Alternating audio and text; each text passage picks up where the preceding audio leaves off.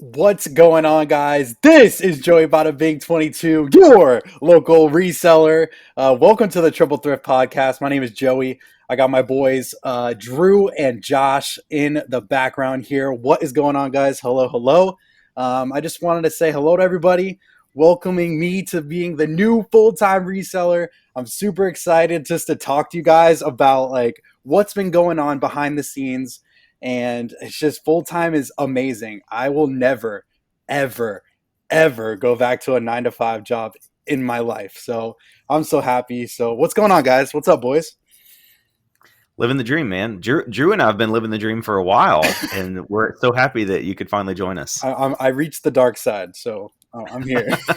I think this is the light side. That's but true. That's the true. 9 to 5 is the dark side. That's right. That's right. You're right. That's the only difference. I had it backwards.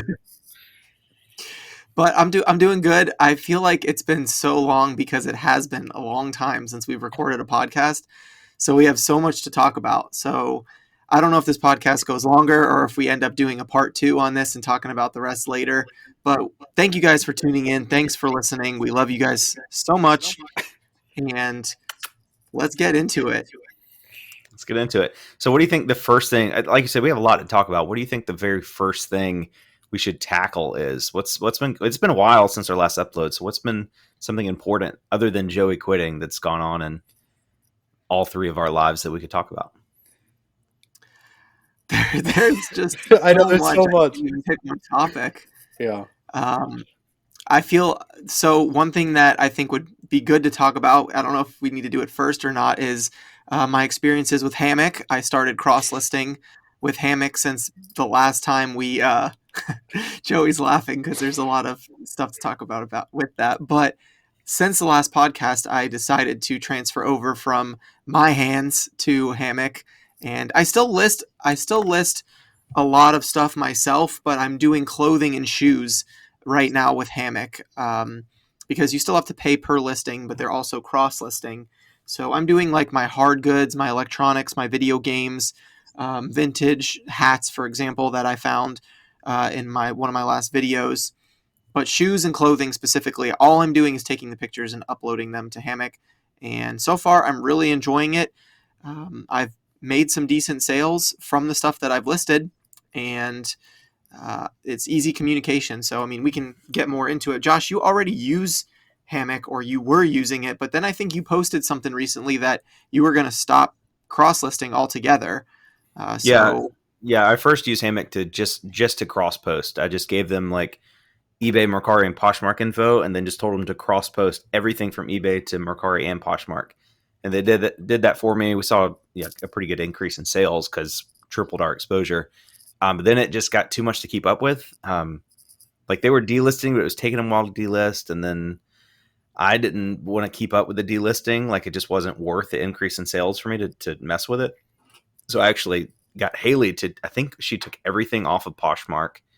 And what the stuff I was selling on Poshmark was so random. Like I sold last week, like right before we took stuff down, I sold a set of car floor mats for a Lexus car on Poshmark. They've been listed on eBay for like a year, and they sold on Poshmark for full asking price. Got a 5-star rating. I'm like, and I had to figure it out because it was over £5. So I had to like buy like extra shipping or whatever. But I mean, I don't think I've sold any clothes or shoes on Poshmark. It's like I sold a wrench, sold car mats. I sold like 5 or 6 golf clubs. Like Wow. I didn't honestly expect them to cross post all that stuff. I thought they were just going to do the clothing and stuff that was, quote, appropriate for Poshmark. But they did everything, and it freaking sold, man. It was crazy. But yeah, we're trimming it back just to eBay. It's too much to keep up with. Haley's kind of almost taking over the reselling side of things. Like we're getting to the point now she can do everything. Like with those golf clubs we picked up at the pawn shop in today's video I posted, she got those, cleaned them, photographed them, listed them all on her own. Like she still drafts stuff, and like I go through and approve it, but I didn't have to change anything. Like her pictures were on point. She was doing all the shaft flexes and the grips. And I mean, it's the point now where she's doing probably like 75% of the reselling work outside of shipping. And then I'm having so much more time to spend on the YouTube channel, which is why the last couple of videos have been a little bit more detailed and like better editing than you guys are probably used to. Teamwork makes the dream work. It really does. Awesome. It's awesome to see. I mean, the reason that I cross post is because I am a one-man team and one-man show, I guess you could say. So I need the exposure to make as much money as possible, because prior to Haley quitting, she had another job, and prior to Destiny and Joey both going full-time, they both had other jobs, and my wife is a stay-at-home mom for our two kids. So, my family lifestyle, I guess, it was a little bit different. So I do have issues with cross listing where I forget to take something down and then it sells, or you get an offer and you're like, ugh, I really could use this sale right now. And then I'm at the point now where, like, if I get an offer on a pair of shoes, I always go into the other platforms and make sure it hasn't sold, just because, there's been times where I've forgotten to take stuff down. But it's great that you have Haley now, like, working with you, and so you can focus more on the YouTube, because both situations, if that's the right way to say it, are making you money. You're making income from YouTube, and you're making money from reselling, and the fact that you can tackle both now in a effective way for both of you guys is great. So that's really cool. It's definitely, even we don't even have a lot of listings. Like when I had Hammock crosspost everything, I think we had 275 listings, and even that, even with both of us, it was still too much to keep up with. I guess it's a good problem to have, like selling stuff so quickly that it's hard to keep up with cross posting. Joey, I know you just hit 1,000 active listings. Yeah. Are you guys cross posting at all, or is that just eBay? Yeah. So I have a really good system, using my hands, I guess you can say. I list on eBay, then then I take the eBay title and then I just copy it and paste it over to Mercari. You actually now on Mercari can put 80 characters on your title, which is awesome. So I just copy and paste it, drop it over there, and it takes really, it takes like 5 seconds to list on Mercari. It's very, very simple. For me, it's actually very easy to take it off Mercari, or if I sell some on Mercari, to take it off eBay.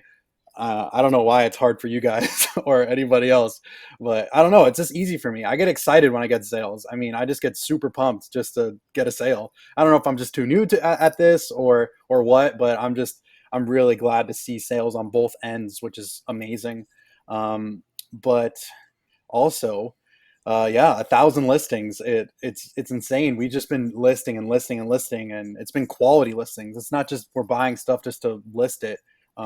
Really good listings. I'm really proud of me and Dennis. That's very important. Yeah. I'm glad you said that, because I see a lot of new sellers. They just like list anything they can get their hands on, Right. Especially if they go to the bins, they'll just buy every little, like, I don't know, a set of like random toys, like little figurines or something, list everything individually for like, $250 plus shipping and that stuff. And then they get to have, 3,000 or 4,000 active listings, and they sell like, one thing a week, because all their listings, all the work that they put into their store is just, their store is just filled with super low profit, low sell through items. Mm-hmm. So like what I've seen throughout the past while I was, going on my lunch break, which I only had so limited amount of time because I only had 30 minutes to get in there, look fully through the thrift store, look items up, get into the, cash register. You got 10 people in the line, you're trying to focus on just getting in that line. So I was buying stuff that wasn't worth it. And now that I'm seeing like, wow, I bought these items and I shouldn't have, I wasted my money on some of these items. But now that I have more time to really look thoroughly through, in the thrift store, I'm really paying attention to sell-through rate. There's no reason to buy something just to have, like my dad saying, you got to have 3,000 listings on eBay. It's like, Dad, no, it's not like that. I want my sell-through rate to be higher than what is listing, so it's just, like I said, quality listings mean more. Dude, I still get picked on by some people because I don't have a lot of listings in our store. Yeah. I'm like, our sell-through rate is almost 200%. Yeah. Like It's because you're a lazy reseller. That's why. Yeah, it's just because this guy's he calls himself a reseller. He doesn't have 300 active listings. Well, I'll have you guys know, I have 325 active listings. But we're listing it. Like, obviously, like, we have other streams of income going on, but we're both, Haley and I, are probably putting in at least 20 hours a week into reselling, listing, I'd say at least 50 things a week. But we're blessed. We sell a lot of stuff. Right. So I'd rather have a store with 10 active listings that are all replenishables that sell 500 units a month than a store with 5,000 active listings that sells one thing a month. Right. Totally agree. I agree 100%. I think that that's really the way to go. But it's the thing. There's so many factors that go into reselling when it comes into active listings, which is why, like, as far as me on my Instagram and YouTube, people ask me all the time, like, how many active listings do you have? How many active listings do I have to go full time? I'm like, you could have 25 active listings, but if it's a replenishable, you could make more money than someone with 1,500 active listings. For example, I just put out a video about how I just organized my inventory with 1,500 active listings. Some of that stuff has been sitting for so long that for me, because I cross list, it's not worth it for me to delist everything from each platform and just donate it. Like, I'll just leave it up on the platforms and it either sells or it doesn't. I'd say if I have almost 1,600 active listings right now. So there's probably a good, I don't know, let's just say 250 listings that are probably dead inventory that really should be removed, thrown away, or donated. Things that I got from free hauls from Facebook or garage sale leftovers when I first started. And I was listing anything I could get my hands on because I needed to make as much money as I could because I lost my job and then I was using reselling to pay my bills. So, but some of it is like, some old Hot Wheels car. Like, one of the first things I ever purchased for reselling was a huge bin of Hot Wheels cars. And there must have been, like, I don't know, 100 to 200 cars in there. And I listed almost all of them. Mm-hmm. And I still probably have 50 or so of them. You know what I mean? And some of those cars are listed for like $7, $8, $12, but I'm not one to just, like, I don't think, or I haven't seen anyone prove that super old inventory causes lag or holdups, if that's how to say it, in someone's eBay store. Like, just because I have listings that have been up for 2 years doesn't mean eBay's going to say that my whole store is inactive, because I list almost every day. Mm-hmm. So, but it doesn't really matter if you have 325 listings or 1,600 listings or 1,000 like Joey. You could have the same or higher 90-day total based on sell-through rate, based on the type of stuff you're picking up. Tim Osborne of Thrift usually has less than 1,000 active items, and he's got a freaking 70K 90-day total. Yeah, and he has about 100% sell-through rate. Like, he's got, I think, last time I looked at the store, it was like 900 active and like 960 something sold. Yeah, it's nuts. Like, to have that sell-through rate with that 90-day total is just, it's crazy. It's absolutely crazy. But I see his operation, and I'm just like, man, I don't even want that much work. Shout out Tim, like, with his shipping, like, $3,500 in sales this weekend. It's just like 50 huge boxes going out. I'm like, man, more power to you. I love you so much, Tim, but I do not want that much to ship out. I've got, like, I don't know, 17 or 18 things to ship out tomorrow, and I'm already dreading it a little bit. He makes it look so easy. That's the thing. Like, he posts his package pictures, and I'm like, dear Lord, this must have taken you 9 hours to pack up everything. Yeah. But that's the beauty of reselling, is, like, you can make it what you want or not make it what you want. Going back to, you and Haley, it's like, you have YouTube income that's making you, more income. So you don't need a 70K 90-day total right now, because Haley's building the eBay store back up a little bit, and you're building the YouTube, up. And, so you don't have to grind to have 87 packages going out every day.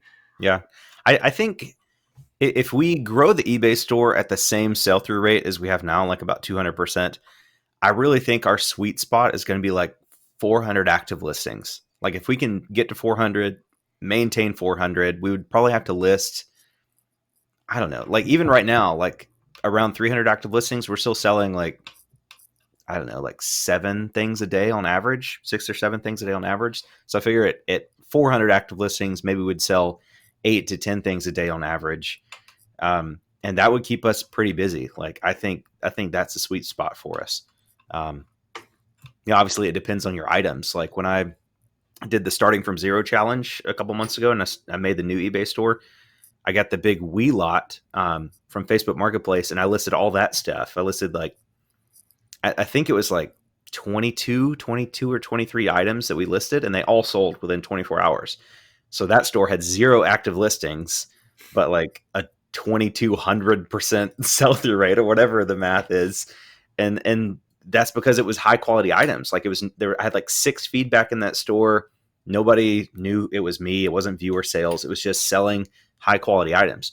You could be a full-time reseller and only sell used video games, and you could have 5 active listings. If you list 5 things a day and they all sell that same day, you just keep listing 5 and selling 5, making $20 in profit on each thing. That's $100 a day, in profit, Yeah. which is a full-time living for, I don't know, most people. I could live off $100 a day. Mm-hmm. Speaking of full time, Joey, tell us about the Growing pains. The growing pains that you've experienced. Well, tell us a little bit about everything. Tell us, what it was like, what your first day was like, what you're doing now.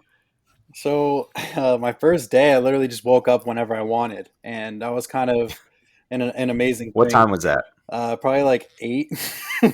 usually I wake up early, like, cause like Josh knows, like sometimes I message him early, like when I used to go to work.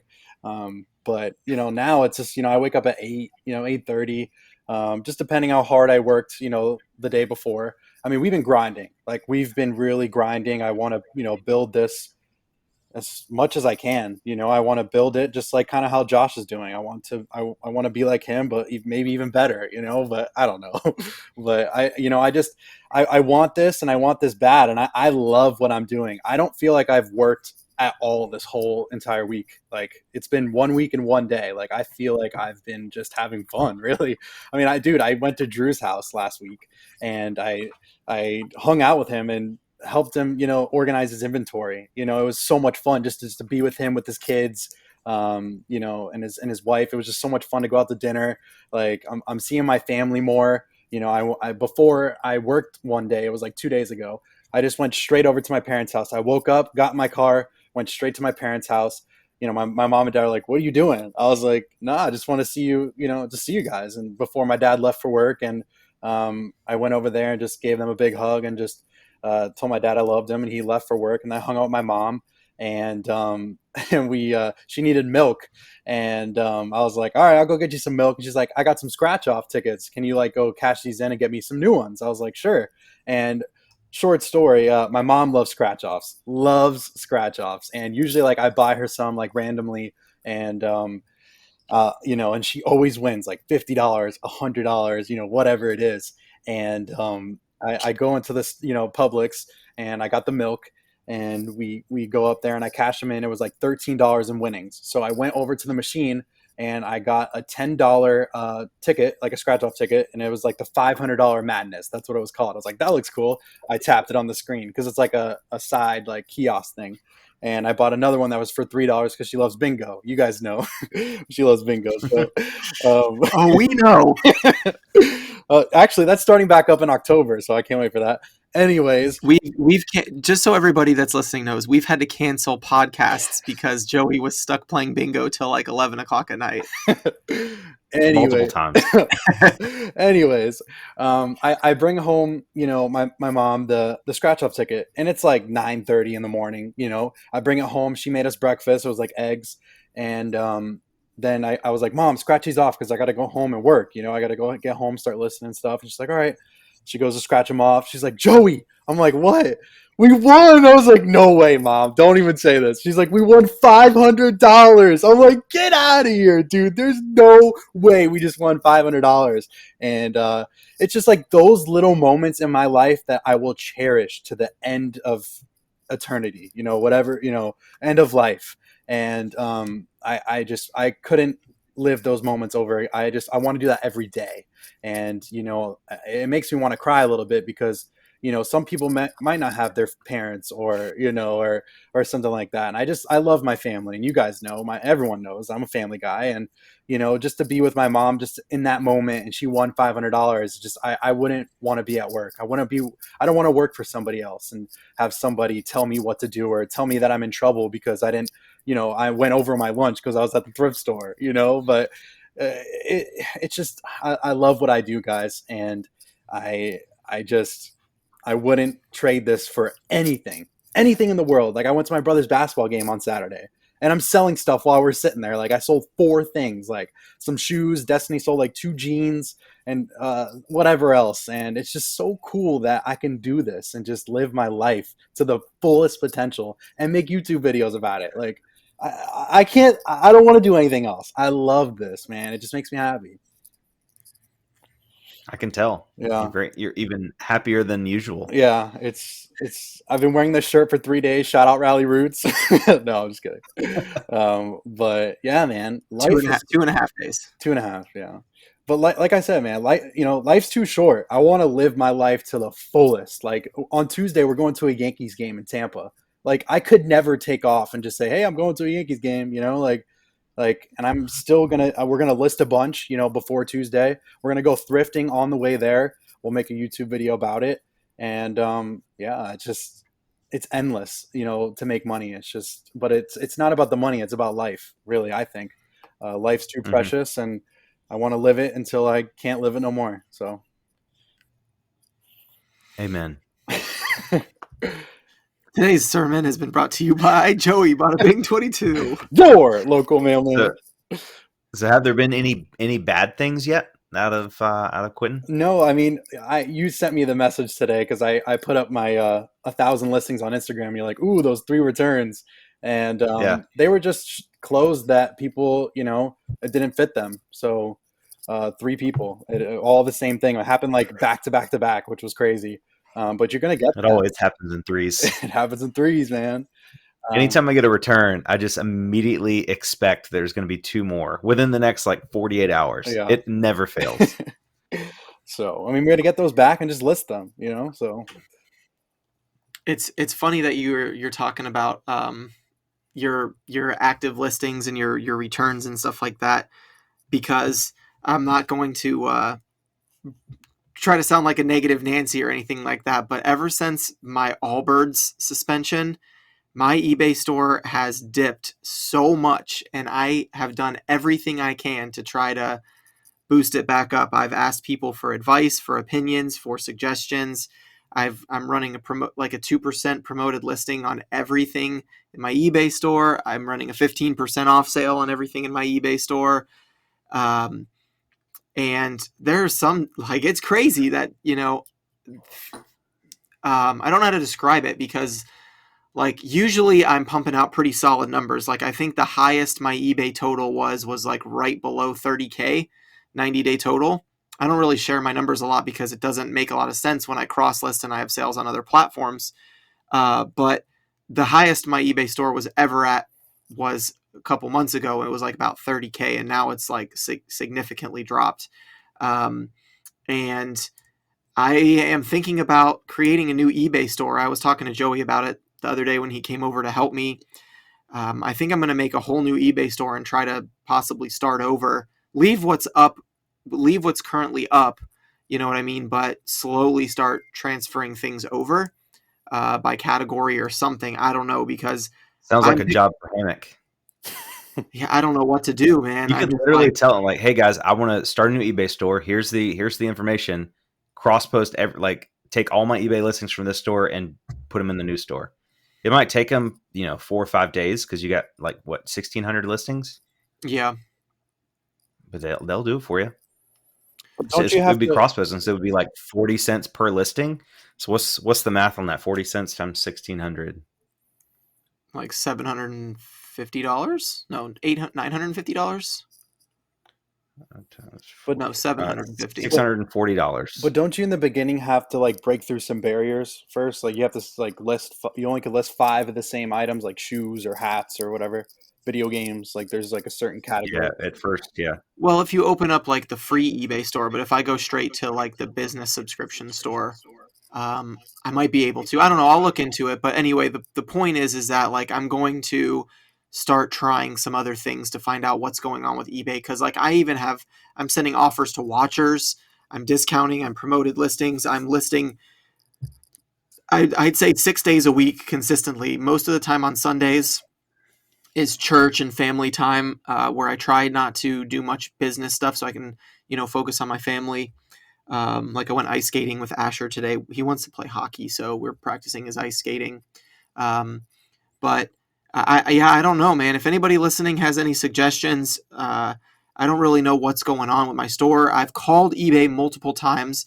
They said that they've even sent my eBay store to the IT department to check for glitches or issues with my account, but they said there's no holds, there's no suspensions, there's no blocks or anything that eBay would put up to prohibit people from seeing my store. Now, the first time I called when I was veroed by Allbirds, and then it was a quote-unquote accidental vero by their third-party company. They were going to have the vero removed and the suspension removed, which by the time they got it removed, the suspension was already over, so it didn't really help me.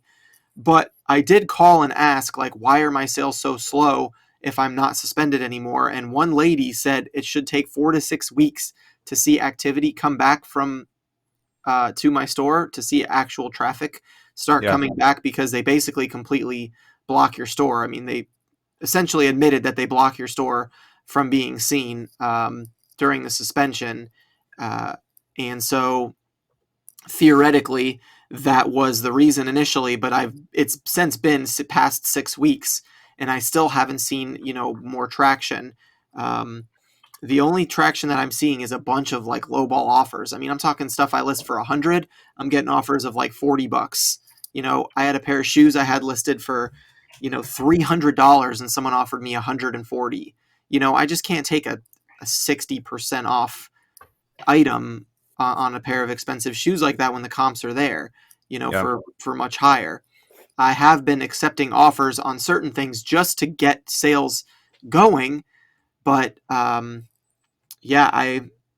not trying to ask for any pity or anybody to feel bad for me or nothing like that, but you can look forward to updates in the future about I'm probably going to create a new eBay store and just kind of start over in a sense, whether I pay Hammock or I just start cross-listing stuff over to a new store. And I might just start off by doing like sell similar, take my own listing and sell similar and put it on a new eBay store, and leave the old listing up as well, and just see like a social experiment if That's true. the exact same listing on two stores, maybe just use a different picture so it doesn't look like the same, and see if that affects it at all. So how much of a dip are you seeing from that? Like, is it? It's like 30%, 33%. Okay. My eBay Like 90 eBay day says total. that, like your sales compared to Yes. a month ago down 33%. Yes, my eBay 90 day total today is like right under 20K, and it's embarrassing, to be honest, because my sales, my That's lower eBay, than mine, man. my eBay, That is embarrassing. my Dude, eBay store shouldn't Dude, I'm almost at 18,000.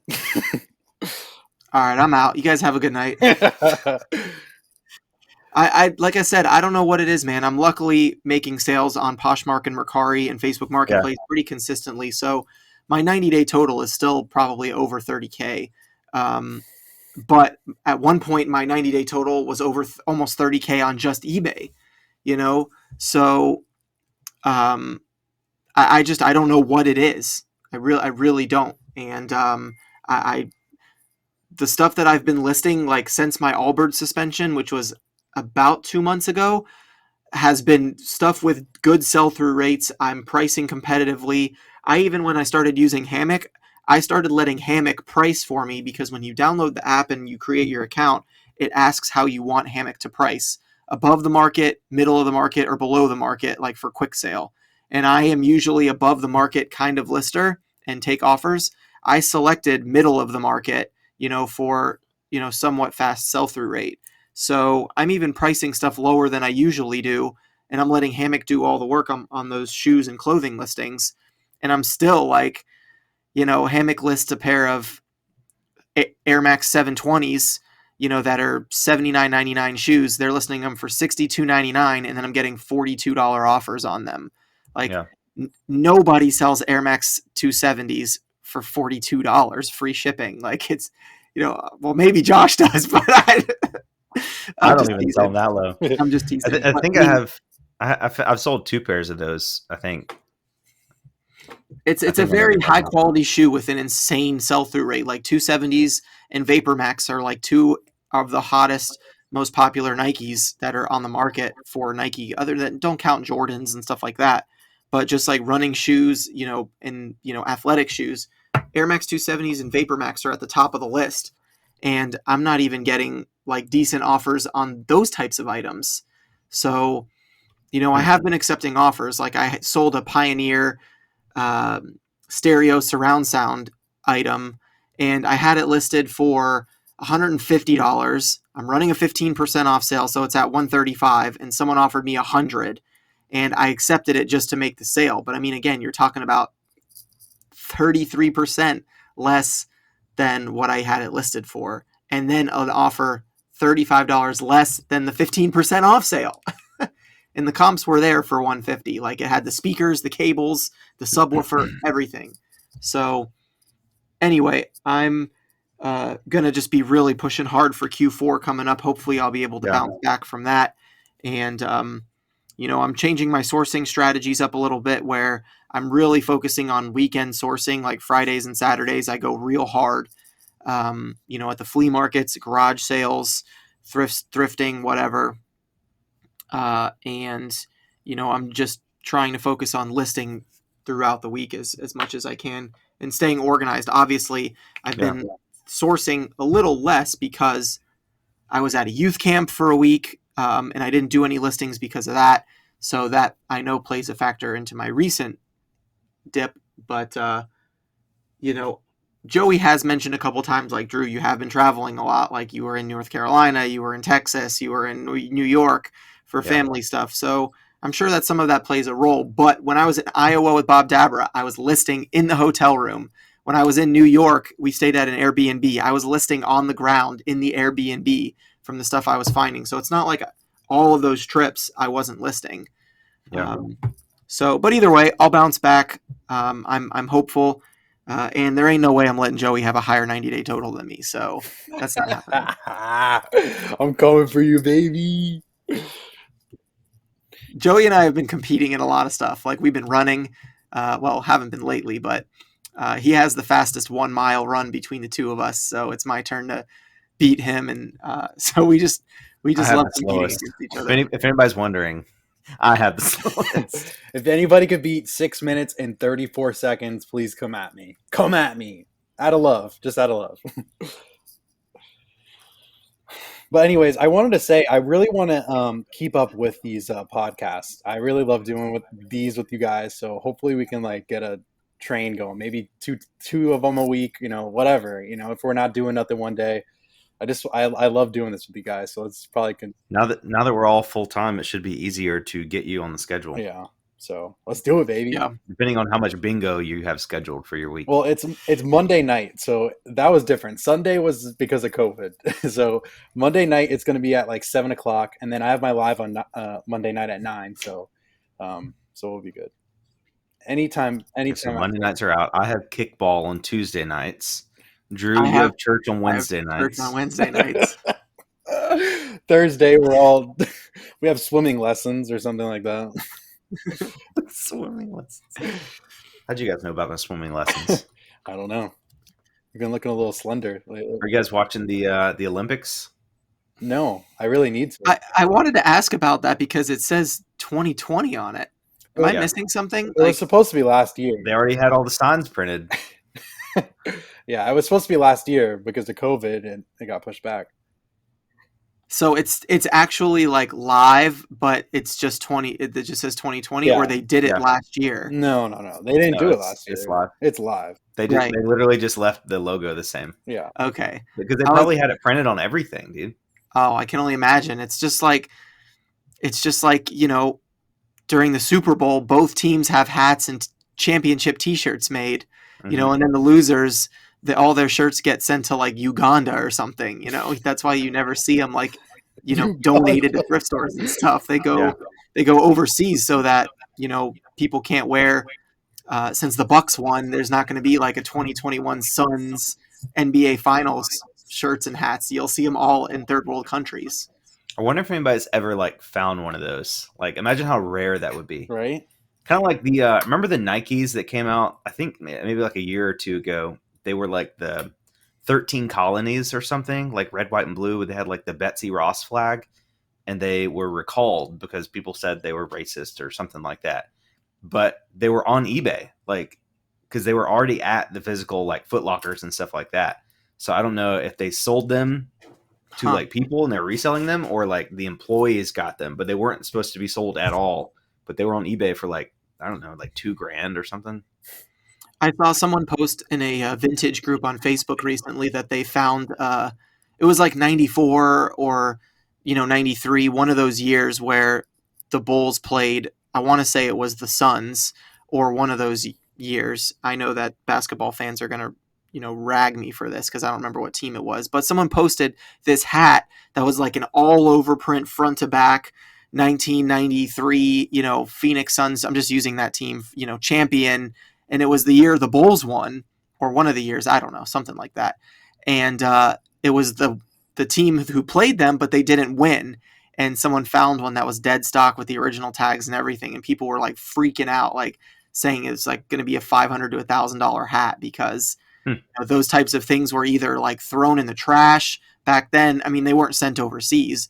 From what I understand, they get sent overseas now to help third world countries and stuff. But they were like burned, thrown away. They didn't get to keep that stuff, and so a lot of I feel like they're probably burned.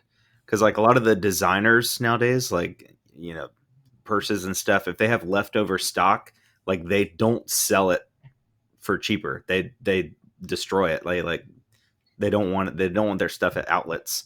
Right, because it keeps the value. I can't think of maybe like Gucci or something. Gucci's not gonna, if they have leftover purses, they're not gonna sell them half off. They'd rather just destroy them just to maintain like the, their brand. Right. Yep. You're going to find Gucci at TJ Maxx. How about a Goodwill? Yeah. Well, not Goodwill. Maybe a flea market though. Josh, you've been killing those flea markets lately, huh? It's been good. It's just so consolidated, man. Like I tried this past weekend. There was one garage sale, and they had all these signs, like huge hand drawn poster boards and balloons, and a huge yard sale. I'm like, okay, I'm really pumped. I'm gonna go to garage sales this Saturday. I went to that one. It was just garbage, man. Like it's hot, steaming garbage. I bought one thing, which was pretty interesting. I paid $1 for it. I think I'm probably going to sell it for like $50 to $75. So that was good. But like for the amount of work they put into the signs for their garage sale, I'm like, guys, this is stuff that like, this is like if it's just garbage. That's the only way I can describe it. It was just like box extra printer paper, like open packs of printer paper, and a whole box of VHS tapes, like Disney VHS tapes. And oh, by the way, if you're listening to this podcast and you think Disney VHS tapes and Beanie Babies are worth a lot of money, you're wrong. Well, I can't tell you how often I get messages like, oh my gosh, dude, I just found this Beanie Baby at Goodwill, and look at sold comps, they sell for $8,000. I'm like, no, look at sold comps again, they sell for $2.99 free shipping. Not even. There is side note, there is one VHS that's Disney that sells for a lot of money, and it's Cars, the original Cars. It's because it was the last VHS Disney movie that was ever released, and they only released it to Disney employees. So if you can find Cars, the original one, sealed, it's about a $2,000 VHS. Unsealed, it's like $900 to $1,100. Wow. And it's not a fake listing like the Black Diamond, Aladdin's, and stuff like that. This is a true Bolo, but it's nearly impossible to find. Drew, because it was only given to Disney. Drew, look up the sell-through rate, or look up how many lists or how many sold right now. All right, I will. I just sent a counter offer to a buyer for a pair of shoes, so hopefully they'll buy them on the podcast. I need some good vibes from you boys. It's definitely I I don't know if there's proof, but with the Beanie Baby and Disney VHS tapes, there are sold comps. You can see sold comps on eBay for thousands of dollars for these things. And we just assume, we in the reseller community just assume it's money laundering, because it's very similar to like artwork. Like a lot of rich people will like buy art, for millions of dollars and like donate it to get a tax write off or something like that. Just finding loopholes in the art, because like you could hire anybody. You could have Joey Bada Bing 22 to paint something for you, and it's worth what somebody's willing to pay for it. So on the cars, there's none listed currently of the original one, and there's 3 solds. And the solds are, one was brand new, sealed, new in box, sold on May 2nd. Best offer accepted on $5,000. Wow. And then there's 2 other ones that sold on June 1st and June 8th, on both, one on auction, one on buy it now, for $1,125 and one for $1,025. So it's got a 300% sell-through rate, or 3,000, whatever that is. 0 listed, 3 sold. Wow, so that's the last 90 days, of course. But just something to notate, that if you ever see a box of Disney VHS tapes at a garage sale, don't walk by it, because there may be that Cars VHS in there. You never know. Knowledge. You guys follow his name's Chris Stonier. I don't remember if it's Rolling with Stones. Did you see his sealed video game pickup at the garage sale a couple months ago? Yeah, the Yu-Gi-Oh thing. That's insane, bro. He got it graded 9.8. If you guys don't know, shout out my boy Stones, Rolling with Stones. I don't remember what he is on Instagram, but he found a sealed Yu-Gi-Oh video game for PlayStation 2. There was like 20. They were asking PlayStation 1. PlayStation 1. Okay, PS1. They were asking $25 for it. He offered him 20, and I think he paid like $20 and bought like a Sony Walkman or something. It was like a really good deal. Check out comps. As is, comps for around $1,000 for like the sealed game. Then he sent it off to WADA, which is a video game grading company where you can send off sealed games and they'll grade it for the condition and all that stuff. I think he got like a 9.8 or something, like almost perfect condition. Yep. And he found an exact sold comp for the exact game with the exact same grade for $5,000 that sold like a month ago. Oh, I just can't imagine, dude. I get excited when I find a Wii. Like, oh, let's go, baby. Yeah, you know why? You know why you get excited when you find a Wii? Because every Wii you find has Mario Kart Double Dash in it. Not every Wii. Did you not see? I had Dance Dance Revolution in the one like 3 videos ago. Yeah. I bought a PS3 this past weekend, and it had a Blu-ray of the Three Stooges DVD or Three Stooges movie. So it's not every time. There's another reseller on YouTube. He's got an awesome channel. If you guys have never heard of him, it's called Chase After the Right Price. Yeah. He's basically a video game reseller, kind of like Phoenix Resale, but he does other things too, like Pokemon cards and kids memorabilia, I guess. He put out a video where he just sold a sealed Pokemon Blue for Game Boy at Heritage Auctions for like $16,000, and he paid $200 for it at a flea market.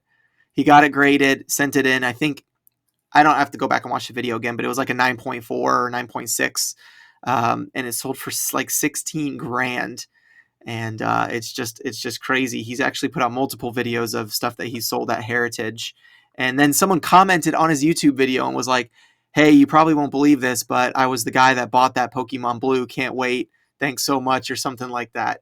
Like, that's just crazy. Wow. That in the video he said he paid $200 for it, and this collector buyer, said it was like the last one he needed to complete his series, and it was the best condition one that was at auction at the time or something. So imagine having enough money to be able to drop $16,000 on a sealed video game that you'll never play to complete your collection. I was just thinking that. So this guy's probably already spent probably like $100,000 on this video game collection. No. Imagine having enough money to pay $4.5 million for a LeBron James rookie card. I'm still imagining having $16,000. The sports card industry and the video game stuff is just insane. Like I mean, the sports card stuff blows my mind, but even the video games, like, I mean, we're talking about a Game Boy game that people played when they were 8 years old is Yeah. now selling for $16,000. You know, Pokemon cards, for example, like a sealed booster pack, first edition base set booster pack is selling for what, like $5,000 to $8,000 for one booster pack in the hopes of getting a Charizard, maybe even more for the first edition. But it's just crazy. Like, Yeah. but it's the world we live in, and that's why we do what we do, is because we, as my friend Bob Dabra would say, we live for the modern day treasure hunt. Like, we all hope to walk into that thrift store one day, you know, and find that rare vintage t-shirt that's worth $1,000, or find that video game sitting on a shelf, or, you know, go to a garage sale and find something, you know, sitting in a box that someone else thinks is junk, you know. And So did you guys see Gary V's new episode of Trash Talk? yeah, I offered him $3,000 on his Instagram for all the manga books, and then he gave them away. Oh, he gave him away? Yeah. He posted. Oh.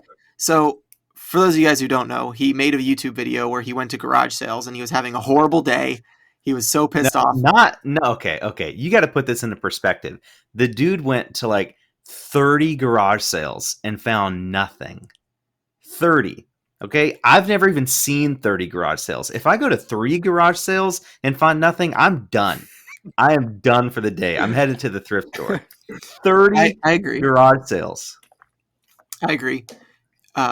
So he had this bad day at garage sales, and he finally gets to one, and he has all these. Long story short, there was someone selling all these manga, you know, books and series, and I think he ended up paying like $600 or $900. 275 or 280 or something like that.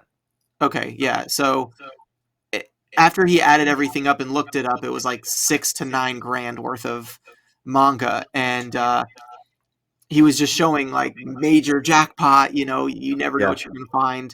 And then he posted on his Instagram, "If you will, or I'm gonna be at this place in New York at this time. Meet me there and come pick some of these up for free." And he gave away like 60 boxes or whatever to different people. And what's funny is at that garage sale, he didn't even have enough space in his car to the bear head or whatever it was. I think it was 12 boxes. It ended up being 1,001 manga books. And just in case the viewers don't know, manga is like Japanese comic book, almost like a Japanese graphic novel. Anime. And honestly, it's like one of the best types of books to be on the lookout for. Anytime you see a weird Japanese novel, always look it up, like, especially if there's drawings inside. I mean, some of the books were comping out at like even Hustle and Hooks. Hustle and Hooks found like a whole set, or maybe it was like missing one, like 18 or 20 books at a thrift store a couple months ago. And they all sold within like 24, 48 hours for like $40 a piece. I mean, that's the only book I ever bother looking up is a manga book. Sorry, Katie reads. Sorry, Katie reads. I just don't have the patience for books, man. I try it all the time. I'll scan. The other day I scanned like 20 books and I didn't find anything. I'm like, all right, I'm done. This is not worth my time. I've been scanning books too, just because there's nothing else to look for in the thrift store. I was like, let me go to the book section while Destiny's looking at the last bit of clothes, and I found one book that sells for $15. But hey, you know, nice. There are a lot of value in books, but textbooks is the easiest thing if you want to sell books like psychology books, science books, textbooks. Certain editions can sell for a lot of money, especially the college ones. Yep. I just loved Gary's video because he got so freaking pumped at the end, man. When he like made that score, he's like, "This is what it's about." Like, we were ice cold. He's like, "I have never been colder in my life." Like 30, like he was cussing a lot because he's Gary Vee. He was like 30 garage sales and found nothing. And then it was 1,000 books. He's like, if we make $10 in profit for each book, he's like, yeah, it'll take you maybe 2 months to get everything listed. $10 in profit for each book. That's $10,000. Like turning $275 into 10,000. He's like, people always ask me, I want to start a business, but I don't have any money. I don't have any credit, blah, blah, blah. He's like, get out there and hustle, man. He's like, you're not going to find stuff like this all the time, but if you get out there and go to 30 garage sales in one day, you'll find something to be able to flip, and you can take that money and use it to flip other stuff, and you can build up enough capital to start pretty much anything, you know? Yeah. Sure can. Joey's dad flips golf carts. You know what I mean? Like he just buys used golf carts and fixes them up and flips them. And I mean, he makes thousands of dollars on each one he flips. You know, you can start by buying a $1,000 golf cart, change the tires on it, put new ones on it. You know, scrub it down, clean it up, get it reupholstered or something, and sell it for $2,500 and double your money and do it. I'll do it all over again. Yeah. Yes, sir. So this week I'm doing a challenge this week. Haley's at the second week of our church camp stuff this week. And so I'm just me and Mose have the house all to ourselves this week. So I'm going to use the extra time to do another challenge. And I posted on my Instagram last week if people wanted me to do another starting from zero challenge. I was going to do like a 1 week, which would just be in one video and cash only, like only like local sales, like no online sales at all. And I was like, you guys want to see that? Or do you want to see me try to trade up a paperclip in like a week to see what I could trade to starting with a paperclip? And it was like pretty overwhelming. Like I think it was like 60 or 70% of people want to see the paperclip. So starting that tomorrow, we'll see what I can trade up to.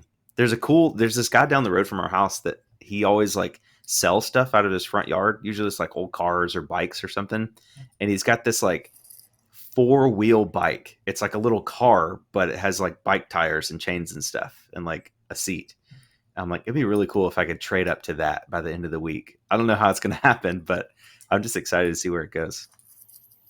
The paperclip things are interesting because I've seen a few of them on TikTok, and then there was the original guy who made the YouTube video about it, and he like got a house on the beach or whatever.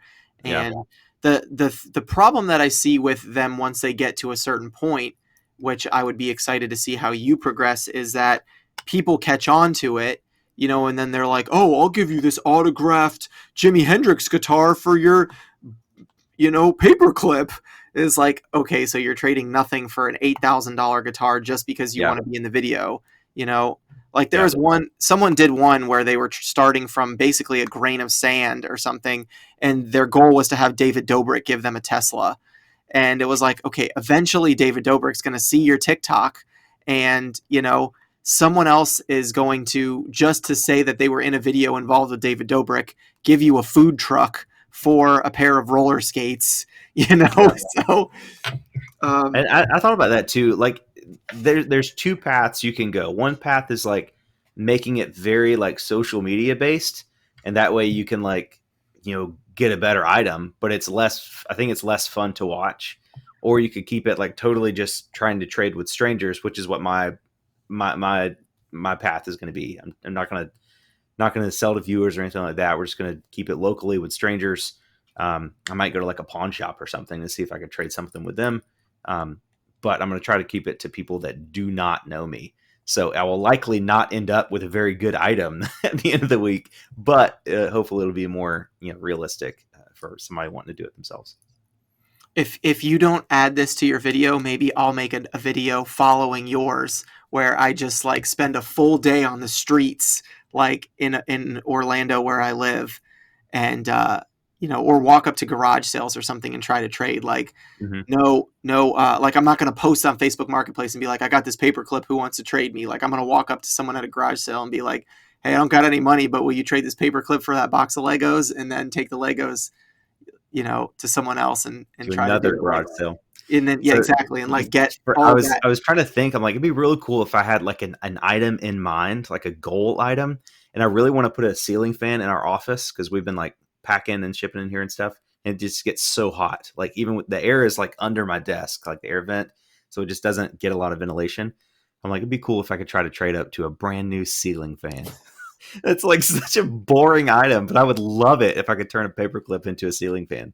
Also, it would be awesome if I could get somebody to install the ceiling fan, because I've already installed 2 ceiling fans and a light fixture in our house, and I'm not getting any better. It's very difficult. Well, Josh, it takes me forever. Josh, remember when you said at 50,000 you would install the ceiling fan or you were going to do a giveaway for that? I was going to give away a ceiling fan and then I'd come install it at whoever won it. But then I decided that's not a good idea. Yeah. We got some weird people on the internet, man. Weird. That's a throwback. You guys have seen recently. Weird.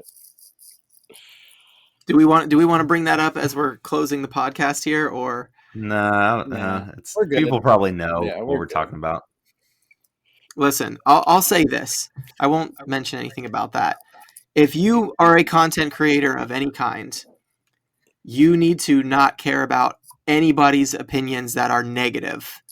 Constructive criticism is very helpful. Like, I am always asking people, hey, what would you rather see on my YouTube videos? What can I be better at? Those types of things I'm always open to hearing. But people who leave dislikes, Kayla, the homeschooling picker, posted that someone made a really mean comment to her the other day, and she shared it on her Instagram, and she was like, I've had it. I'm going to say something. And I think there are some times where you do need to defend yourself, but you have to have very thick skin in any type of online presence, even, TikTok, Snapchat, Instagram, YouTube, music career, acting, anything like that. There's always going to be haters and people that are jealous of you, or people that have nothing better to do with their life than to just try to make your life more miserable. And if you are trying to build up any type of social media or online presence in any aspect, just be prepared and know that those people are losers. I guess that's the best way to say it. Like, they're just poo-poo heads, and they don't deserve your time of day. Like, they're not worthy of your air that you breathe. And so, hopefully that encourages someone out there, because I know it's tough. I mean, we get hate, but Josh has gotten probably more hate than any other reseller I've met in my entire life.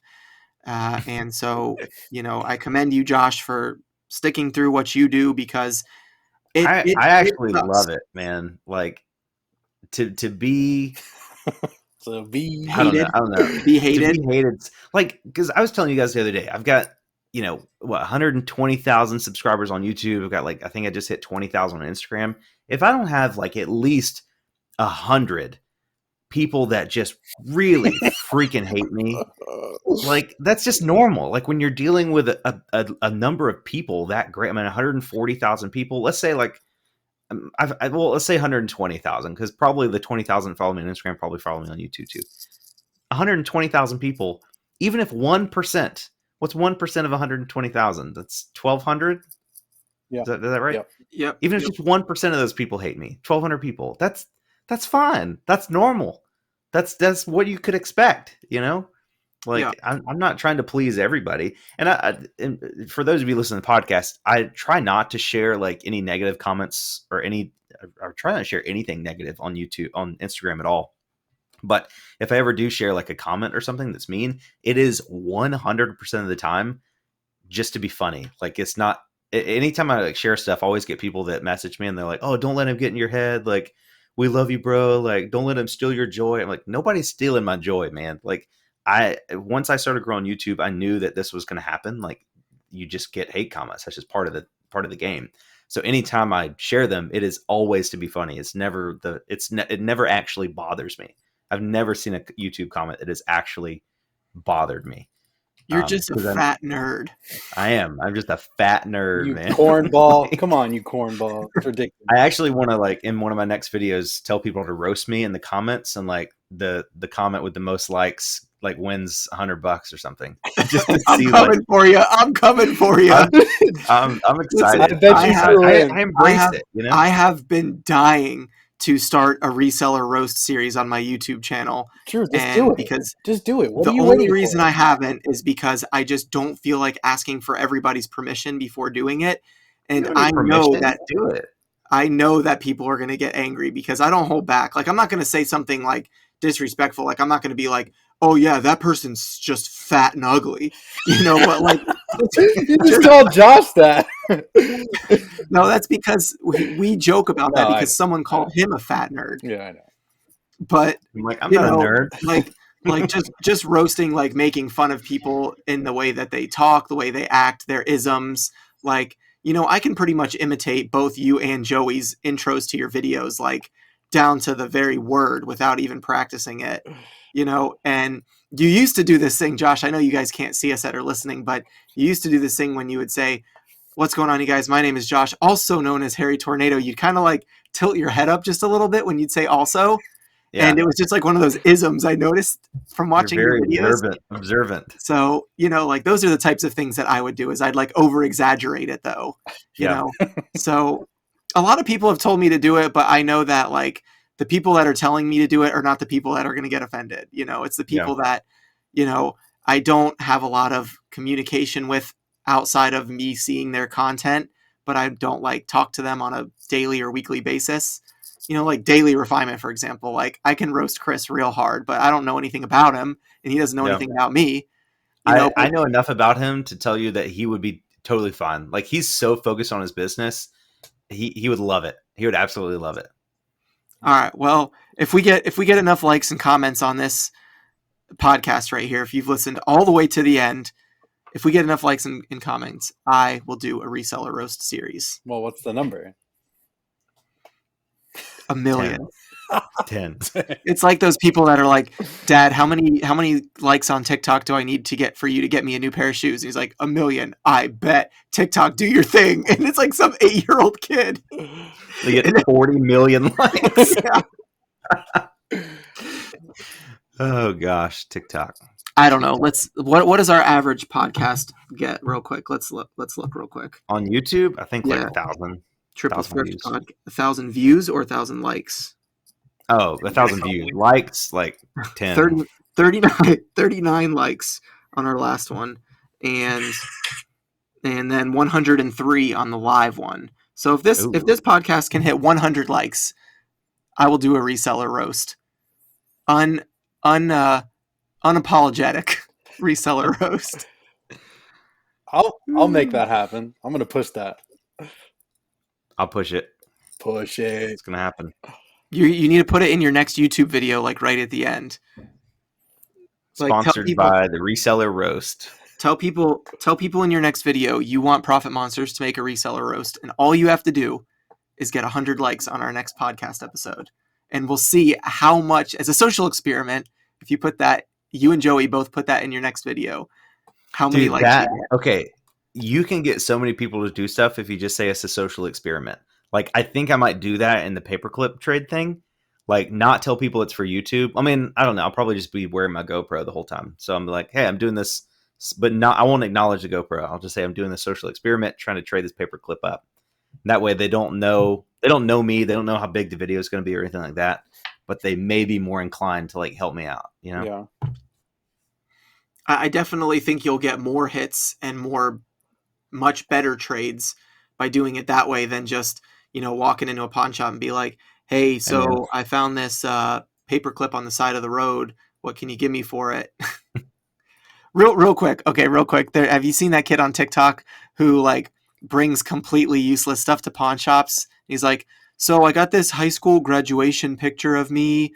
I was wondering if you guys would give me like $25 for it." He brings in is like that the same kid that brings like mystery boxes. Yes. Like he'll bring like a mystery box. I'll give you whatever's in this box for like $20, and they say no, and he's like, okay, well, there was $30,000 in the box. And he pulls out 30 grand in cash, and they're just like, okay, well, like they just don't care. Pawn shop, I don't know. The people in his videos are they don't have very good reactions. They're good reactions in the sense that like they pretend after they realize what they missed out on that they don't care, Yeah. But they pretend they don't care. Yeah. Exactly. Or they think it was a joke or something. Exactly. If a kid had that much, like if I owned a pawn shop and a kid walked in and was like, "Yo, give me $20 for this mystery box. I promise it's worth it." I'd be like, "All right, $20. How much can I really lose out of this? $20. That's it." It's not like he was asking $500 for the mystery box. I would have given the kid $20 just for trying, Yeah. So anyway, that might be an interesting video too, like trying to sell mystery boxes to strangers. Like at the flea market, you should walk around the flea market and be like, "Hey, you should set up an entire booth of just mystery boxes and mystery boxes sell them for different prices. But some of them have to have like a bunch of money in them or something. Like one mystery box you have priced at like $50 and it's got $1,000 cash in it. And then one mystery box, That's a lot of money, man. Well, get ExpressVPN to sponsor the video or something. It's NordVPN, okay? Dude, okay, fun fact. I actually had NordVPN. They offered me like $800 for a sponsorship. And I was like, that's a little low, compared to what I normally get. And we countered back and forth and they accepted. And then like the next day they were just like, oh, never mind. Like they were going to send the contract. They're like, we found other people to work with. It's fine. I'm like, come on, guys. We agreed on this price. Yeah. Shout out NordVPN, the sponsor of today's podcast. Not really. Okay, so listen, real talk. I will fly to South Carolina and do this with you at a flea market one weekend. And I'll need to stay home and list. I'll bring flying everywhere and list. And worry about too bad I'm flying to Utah to see Tim on August 10th. with me. You're going, Joey? Yeah. Oh, I want to come. Let's go. I do want to go back to Utah. Like, that's the one place I feel like I could go and thrift and actually be profitable, even without YouTube. Yeah. Like at this point, we might as well just cancel our flight tickets and rent a Suburban and drive to Utah so we can all private jet, man. What are you talking about? Let's go. I'm ready. Let's do it. Sorry, I'm not sponsored by Virgin Atlantic yet. Shout out Delta. Today's video is sponsored by Frontier. Go to frontier.com and get your plane tickets because they gave us. What was the airline that lost your bags and had like a 12-hour delay? Yeah, Southwest or Frontier. Frontier. Frontier. Okay, shout out Frontier. Yeah, they owe me a sponsorship, to be honest. Anyway, all right, everybody, it's been fun. It's been real. It's been real great. You're supposed to say real fun, Joey. Sorry. We set that up for you perfectly. I'm sorry, guys. It's been real great. Well, see ya.